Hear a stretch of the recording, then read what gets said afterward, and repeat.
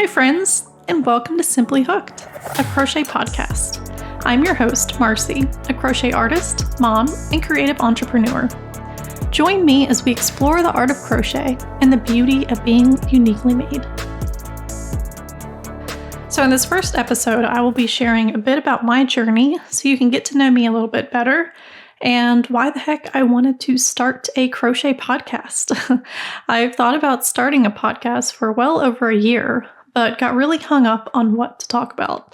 I think I was taking it too literally at first, thinking crochet is such a visual art. What could I possibly get across in a podcast? And then it hit me recently. It's not just the craft, it's the whole package. It's the story of how I turned this hobby into a business and how I'm trying to scale it. It's the story of balancing a hectic life of working full-time in addition to running the business, chasing after my 4-year-old son, and keeping our house in order. And it's the story of this unconventional path I've been going down the last few years in an effort to break through conformity and truly design the life of my dreams. So here's the thing. My dream is to scale the business to support my family one day. But I'll be honest, I am not there yet. And as I record this first episode in January 2025, I'm still working full-time. And I work on my business during the wee early morning hours and the weekends. Originally, I thought I would launch this podcast after I hit my revenue goal and started living the dream life that I'm designing. But then one day I thought, why not start now? Why not share this journey while I'm still on the journey? All of the podcasts I listen to now are successful women that have already made it, which is great. Their success inspires me and motivates me. But wouldn't it be refreshing and relatable to hear someone that is only on mile 6 of the marathon, who's in the throes of building a business, who regularly combats imposter syndrome and self-doubt, but keeps going anyway? So here I am. If you're also an aspiring mompreneur in the throes of building a business, then I think you will deeply resonate with this podcast. I heard a stat recently that said 97% of people give up on their dreams and end up working for the 3% of people that did not give up. Be the 3%. I know I'm the 3% because I refuse to give up on this. I think there are several keys to success, but I strongly believe that persistence is among the top 3. It's all about hitting bumps in the road, failing forward, and never giving up. So here's a little background on me, and then I'll dive into my crochet journey. So I'm 38, married, a mom to a 4-year-old boy, and have a little girl on the way that will join us this summer. I'm originally from the beautiful low country of South Carolina and dream of going back one day, or at least owning a second home there that we can visit whenever we want. Okay, so that is the current status of things. So I picked up my first crochet hook about 13 years ago. I remember this so vividly. It was October 2012, and my boyfriend at the time, now husband, was going out of town for the weekend, and I was sitting at my desk wondering what I was going to do with my time this weekend. And a couple days prior, a coworker was telling me that she was crocheting a blanket for her mom for Christmas. And I remember thinking, wow, what a cool gift idea. Who would have thought that you could make a Christmas gift instead of buying one? At least I had never thought of that. And suddenly I was reminded of that conversation and thought, you know what?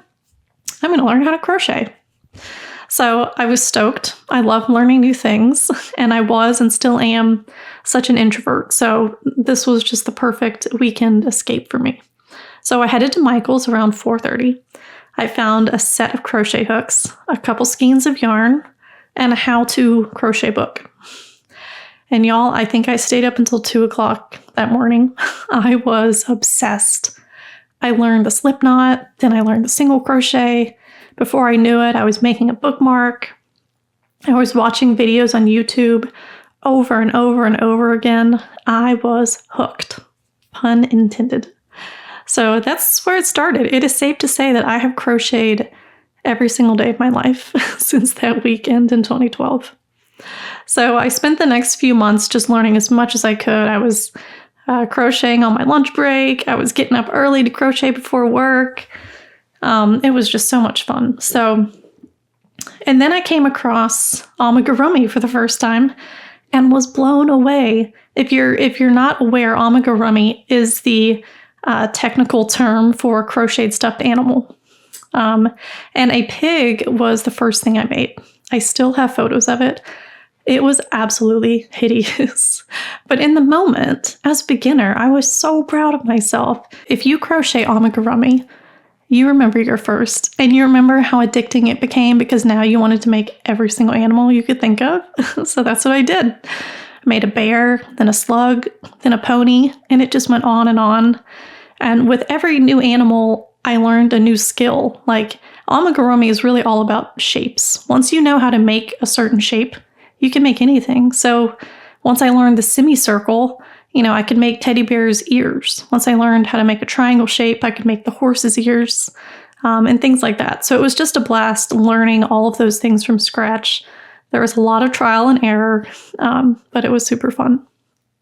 So once my animals started looking fairly decent, I got on Etsy, and I've been on Etsy ever since.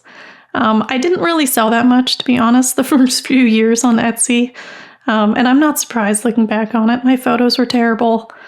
I didn't know what SEO was. And I would only sell, one of something. I didn't like making multiples of something. So it really just probably wasn't the best platform for me. But so over the next few years, I started stockpiling animals. And I had a pretty large stash in my closet. And so by 2015, I decided to do my first craft show. And oh my gosh, I was so nervous. I could not sleep the night before. My stomach was just in knots. But I did that first show. I think I made $200. And I was like, wow, this is amazing. So I continued to do markets pretty regularly for the next 3 or 4 years. So then fast forward to January 2021. That is when my son was born. And let me tell you, life got really expensive. I did not realize how much children cost, and just adjusting mentally to becoming a mom was really hard. That first year was just as hard as people say it is. So anyway, I started brainstorming ways that I could increase our family's income. And I finally realized the only thing I had 100% control over was my business. So that was when I decided I'm going all in. So it was January of 22 when my son turned 1 and was finally on a solid sleep schedule of 7 to 7. I started setting my alarm for 4 a.m. because I knew that those first 3 hours of the day between 4 and 7 were the only guaranteed time that I had to work on the business uninterrupted. And I still wake up that early today, which might sound crazy, but I love it. I'm just an early bird by nature. So those dark, quiet, coffee-scented early mornings before the rest of the house is awake is just, it's just heaven to me. It's so peaceful. Also, as a first-time mom, I sort of felt like I had lost control of so many aspects of my life during that first year. And this was sort of my way of taking back control of my time and ensuring that I created the space and the opportunity for me to start building the business. So when I decided I was going all in that year, I started looking for podcasts to listen to about business. I searched for them. I didn't even think they existed, but I was shocked how many were out there. So I found podcasts about how to run an Etsy shop, handmade businesses, marketing, just anything I could think of to help me scale the business. I became absolutely obsessed with these podcasts, and I couldn't believe how much free information is out there on how to grow business. I will put a list of all of the podcasts in the show notes that really helped me that first year, in case you're interested. So then the next year, I transitioned from business podcast to mindset podcast, and I've really been stuck on those ever since. Mindset was not something I ever really paid attention to, and now it is everything to me. I've heard that business is 90% mindset and 10% strategy. And I believe this wholeheartedly. If you don't believe in what you're doing and believe you're going to be successful, then you never will. Your mindset is so, so important in business. And in hindsight, this was a really big missing piece to the puzzle for me, not just in my business, but my life in general and for my overall mental health. So I will also include a list of those podcasts in the show notes too. So the one podcast that made the biggest impact on me was Kathy Heller's podcast. If you have not heard of her, please look her up. She is amazing. I loved hearing her story and the stories of the people she was interviewing. And man, my mind was just suddenly so open to the possibilities of life. She would say things like, you can become the architect of your own life. You can design it. You can draw the blueprints of your life and then go for it. And I had never even thought about that. It was such an empowering concept. Growing up, it was always go to college, get a decent paying job, raise a family, and retire with your sheet cake, and that was it. Travel the world after you're 65. There was never any talk of like, hey, you don't have to do that. You could take another route. You could do something that you actually really love doing and get paid for it. And, think outside the box, get creative. So I just became a sponge for all of this information and learning as much as I could from successful people. They are the best people to learn from. And I'm so thankful that they put their stories out there because it really helps people like me realize that unconventional dreams can come true. So strategy-wise, one of the biggest things that I changed when I started out on this journey of growing the business was figuring out what I wanted the business to be. What sort of business could I sustain long-term and what was really feasible? And what did I want to do? What lit me up? What did I find joy in doing? So the first thing I decided to do was transition from selling finished products to selling digital products, which in my case was crochet patterns. Since my son was born, I really couldn't attend craft markets anymore. My husband's work schedule was all over the place, so I was often solo parenting on the weekends. And I was also finding it very difficult to sell finished products online. What I eventually learned about e-commerce is that it wants you to sell one product with one SKU, one URL, multiple times.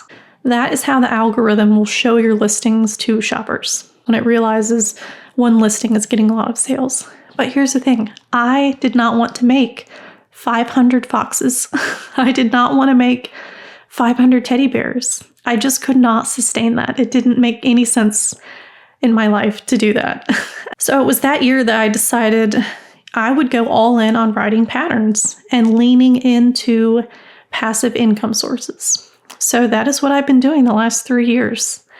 I just hit about 70 or so patterns, and I will just continue growing that number as much as I can because I really, really enjoy the design process.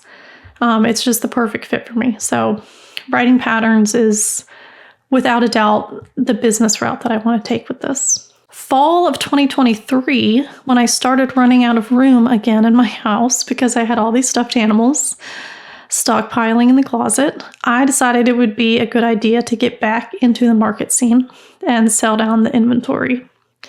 But I was picky. I would only do an indoor market because outdoor markets are just a pain in the butt. If you know, you know. The unpredictable weather patterns, lugging a tent around is just not something I wanted to do. So luckily I found an indoor market just 5 minutes from my house. I got accepted, and y'all, it was the best market I had ever done my entire life. I paid the mortgage with my business that month, and it was a really defining moment for me. Also, I was like, what is so different? What happened in the last 5 years? Like, I made 3, almost 4 times what I had ever made at a market 5 years prior. And I think it was my sister that actually said, your product is just better now. I thought, gosh, yeah, that's true. Because, 5 years ago, the animals look different. They're a lot cuter these days. I'm using different yarn. I'm using the bulky weight Chanel yarn now. And 5 years ago, I was still using worsted weight yarn. So a lot had changed in the look of my product, and my customers noticed. And it was incredibly validating as an artist to know that my work was appreciated and adored by so many people. And this experience gave me the boost in confidence I needed to keep going. Like that was my cue of, Marcy, you're doing something right.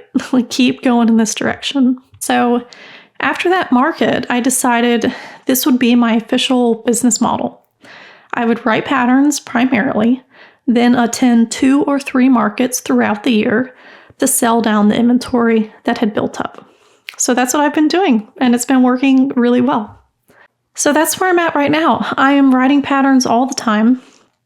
I'm still obsessing over business podcasts so I can learn the ins and outs of marketing, website development, social media, running Facebook ads, email marketing, sales funnels, and everything in between. Last year, I dabbled in a couple new things. I created an online course teaching crochet, which was a true labor of love. So that is up and running now. I also started reaching out to editors of crochet magazines to see if I could get a design or two featured in a magazine. And I will dedicate an entire episode to that story because it's been really amazing. Long story short, I have had 2 amigurumi designs on the front cover of Simply Crochet magazine since then. And I have a pattern book coming out March 7th with an actual publisher that will be on the shelves of Michael's, Joann's, Hobby Lobby, and other yarn stores around the country. And that all transpired from just putting myself out there in a cold email. I mean, it's a great story, so I will share that for another day. So as I look back on everything that has happened in the last 3 years, I realize it all started with a simple intention to share something I love with others. And that simple act of putting myself out there has led to opportunities and connections I could have never imagined. Which reminds me of something I heard recently from Dr. James Doty, and he is the author of Mind Magic, which is a really incredible book. And it says that a significant transformation occurs in business when the business owner shifts their focus from self-interest to serving others. He says that true fulfillment and success come from being of service, which aligns with our innate human tendencies toward compassion and connection. And I just love this. It really opened my mind to think, okay, as a crochet designer, how am I serving others? How am I using my God-given gifts and talents to serve? And it led me down this eye-opening path of the importance of creativity and the importance for everyone to create space for creativity in their lives. No matter what your age, I think making space for the arts helps alleviate stress and anxiety and just provides a peaceful escape from the hustle and bustle of life.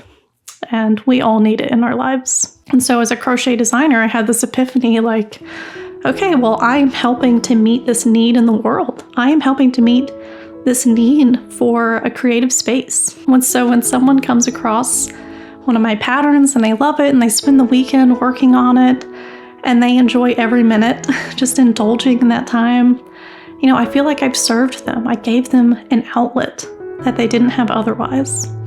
And when someone wants to learn how to crochet and they find my online course that teaches crochet, I am now serving them with my knowledge and skills. So I just love this idea of service in business and making it all about how you use your unique gifts to serve those around you. So the reason I wanted to start this podcast is because I have learned so much valuable information in the last 3 years, and I feel a sincere obligation to share it with all of you. I was 34 years old when I first started learning all of this, and I think, gosh, if I had known all of this at 24, what a difference it would have made in my life. Knowledge is power, truly, and I want to spread the love of this knowledge to you and hope it makes a positive impact in your life. So I am just so thankful that God instilled in me this gift of crochet and the desire to use this gift to serve the world around me while also providing our family with a beautiful, abundant life. So thank you so much for taking the time to listen to my crochet story. I hope you have a better idea of who I am and why I'm here. In the next episode, I am excited to geek out on amigurumi. I've got 10 hacks that I want to share with you that I've learned over the years that I think could be helpful. So that is it for today. I will see you in the next episode. Bye, friends. If you enjoyed this episode, please be sure to share it with a fellow crocheter or creative entrepreneur. If you'd like to browse my crochet patterns, please visit marcymade.co.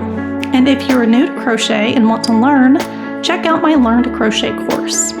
Don't forget to subscribe to the podcast and leave a review. It really makes a difference. Until next time, friends, keep creating, keep dreaming, and remember, you were uniquely made for something beautiful.